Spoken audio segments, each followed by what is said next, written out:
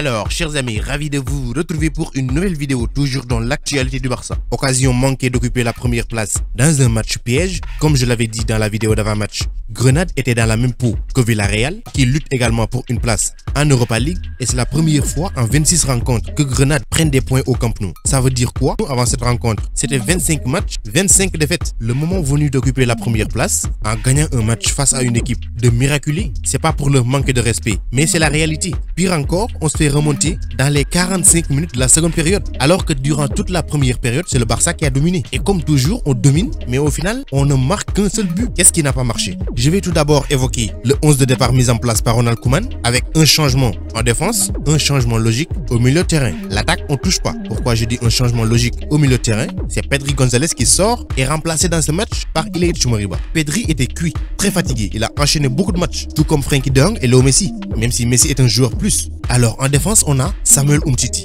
qui revient après 2 mois sans être titulaire face à Grenade. Au milieu de terrain, on a 5 milieux de terrain. On a Illich Moriba, Busquets en sentinelle, Frenkie de Jong, 2 milieux latéraux, Jordi Alba à gauche et qui? Sergi Roberto. Où est Serginho Dest? Je dis bien, c'est quoi un 3-5-2? Le système de 3-5-2, c'est quoi? C'est mettre en valeur tes latéraux. C'est leur dire, en quelque sorte, montrez-vous, montrez ce que vous pouvez faire. Pour montrer ce que tu peux faire, c'est pas en jouant par derrière que tu le montres. On met Sergi Roberto à la place de Serginho Dest. Sergi Roberto, je le blâme pas. Je vais rien lui reprocher. C'est un joueur du FC Barcelone et tant qu'il est au Barça, il doit jouer comme tout autre joueur du Barça. Mais le problème, c'est quoi? Dans ce système, en 3-5-2, il faut des latéraux qui décident pour aller de l'avant. Ce que Roberto ne fait pas. Prendre un ballon pour aller chercher de l'appui aux côtés des attaquants. La première et unique fois que j'ai vu Roberto le faire, c'était le 23 avril 2017 au Santiago Bernabéu lors du Real Madrid FC Barcelone, remporté dans les dernières minutes par le Barça, 3-2. Alors je le répète, je n'ai rien contre lui, mais on ne doit pas sacrifier Serginho Dest,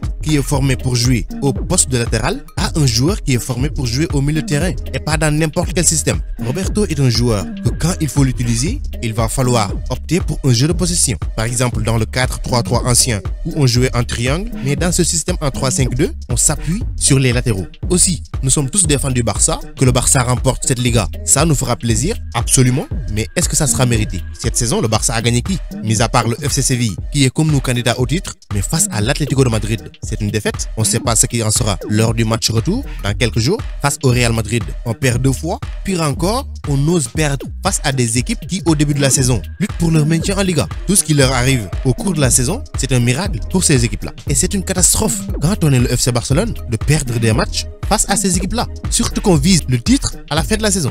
Maintenant, qu'attendre de Ronald Koeman? Et pourtant, le banc du Barça, il y a pas mal de joueurs qui peuvent décanter la situation à n'importe quel moment d'un match. Je prends seulement l'exemple d'un joueur en manque de confiance, c'est Francisco Trincao. Sa carrière est gâchée. Il est pris comme un flop dans l'équipe. Et pourtant, le connaissant, il a du talent exceptionnel. Riqui Puig, j'en parle pas. C'est le coach qui décide qui doit jouer et qui ne joue pas. Maintenant, si le coach fait des mauvais choix, on ne peut que constater les dégâts. Et c'est ce qui arrive avec Riqui Puig. À mon avis, je pense que Joan Laporta, pour ne pas déstabiliser l'esprit d'équipe qu'il y a actuellement, essaie de motiver Ronald Koeman en lui disant qu'on compte sur toi. Mais je pense qu'il ne sera pas là l'année prochaine. Là, c'est mon avis. Maintenant, le Barça cette saison, face au gros, c'est 0 victoire. En cela s'ajoute une défaite qu'on devrait éviter coûte que coûte face à une équipe naturellement logée dans la deuxième partie de tableau. Mais l'espoir est toujours là. Il y a 2 points d'écart entre le Barça et l'Atlético de Madrid, toujours leader. Nous sommes à égalité avec le Real Madrid. Le 8 mai sera décisif, mais d'ici là, on ne doit pas faire le moindre faux pas. On doit gagner tous nos matchs qui nous restent. Alors maintenant, on ne doit pas dire que la Liga c'est fini. Ça reste des matchs.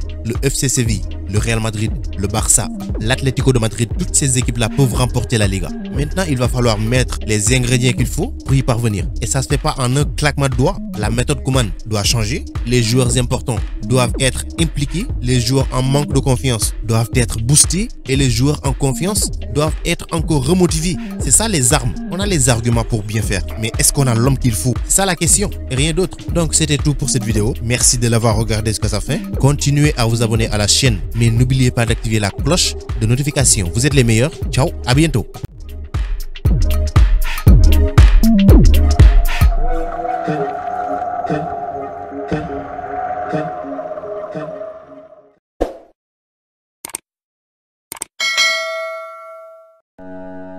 Pour échanger avec moi directement, c'est possible sur Instagram. Le lien se trouve dans la description, donc rejoignez-moi là-bas, ainsi que sur Twitter et même sur Facebook.